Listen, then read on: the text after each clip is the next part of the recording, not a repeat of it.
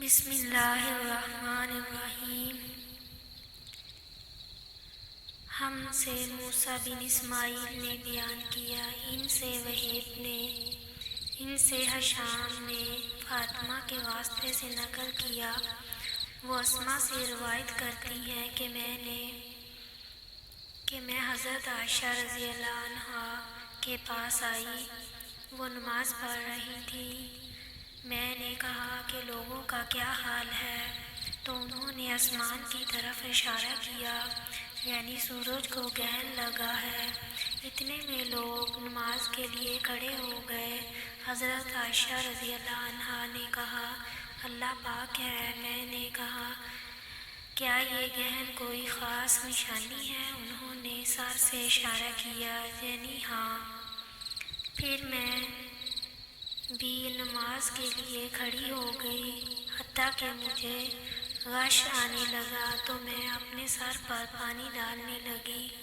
پھر نماز کے بعد رسول خدا صلی اللہ علیہ وآلہ وسلم نے اللہ تعالیٰ کی تعریف کی اور اس کی صفت بیان فرمائی۔ پھر فرمایا جو چیز مجھے پہلے دکھلائی نہیں گئی تھی، آج وہ سب اس جگہ میں نے دیکھ لی، یہاں تک کہ جنت اور دوزخ کو بھی دیکھ لیا، اور مجھ پر یہ وحی کی گئی کہ میں تم اپنی قبروں میں آزمائے جاؤ گے، مثل یا کرب کا کون سا لفظ؟ حضرت اسماء نے فرمایا میں نہیں جانتی۔ فاطمہ کہتی ہیں یعنی فتنہ دجال کی طرح آزمائے جاؤ گے۔ کہا جائے گا قبر کے اندر کہ تم اس آدمی کے بارے میں کیا جانتے ہو؟ تو جو صاحب ایمان یا صاحب یقین ہوگا۔ کون سا لفظ فرمایا؟ حضرت اسماء نے مجھے یاد نہیں، وہ کہے گا وہ محمد اللہ کے رسول صلی اللہ علیہ وآلہ وسلم ہیں جو ہمارے پاس اللہ کی ہدایت اور دلیلیں لے کر آئے، تو ہم نے ان کو قبول کر لیا اور ان کی پیروی کی۔ وہ محمد صلی اللہ علیہ وآلہ وسلم ہیں۔ 3 بار اسی طرح کہے گا، پھر اس سے کہہ دیا جائے گا کہ آرام سے سو جا، بے شک ہم نے جان لیا کہ تو محمد صلی اللہ علیہ وآلہ وسلم پر یقین رکھتا تھا، اور بہرحال منافق یا شکی آدمی، میں نہیں جانتی کہ ان میں سے کون سا لفظ۔ حضرت اسماء نے کہا تو وہ منافق یا شکی آدمی کہے گا کہ جو لوگوں کو میں نے کہتے سنا میں نے بھی وہی کہہ دیا، باقی میں کچھ نہیں جانتا۔ صحیح بخاری حدیث نمبر 86۔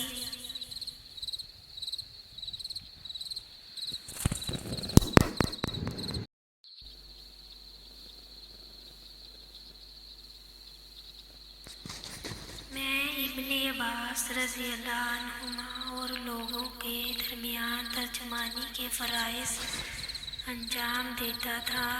ایک مرتبہ ابن عباس رضی اللہ عنہما نے کہا کہ قبیلہ عبد القیس کا وفد رسول اللہ صلی اللہ علیہ وآلہ وسلم کی خدمت میں آیا۔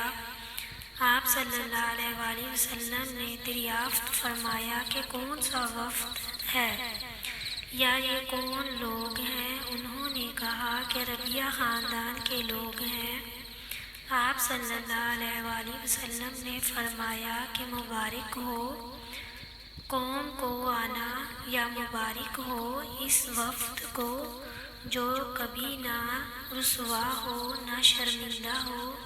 اس کے بعد انہوں نے عرض کیا کہ ہم ایک دو دراز کونے سے آپ صلی اللہ علیہ وآلہ وسلم کے پاس آئے ہیں، اور ہمارے اور آپ کے درمیان کفار مضر کا یہ قبیلہ پڑتا ہے۔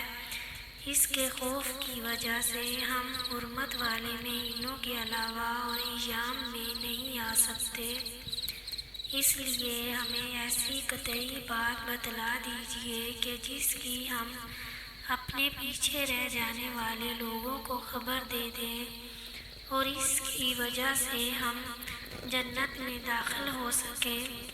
تو آپ صلی اللہ علیہ وسلم نے انہیں 4 باتوں کا حکم دیا اور 4 سے روک دیا۔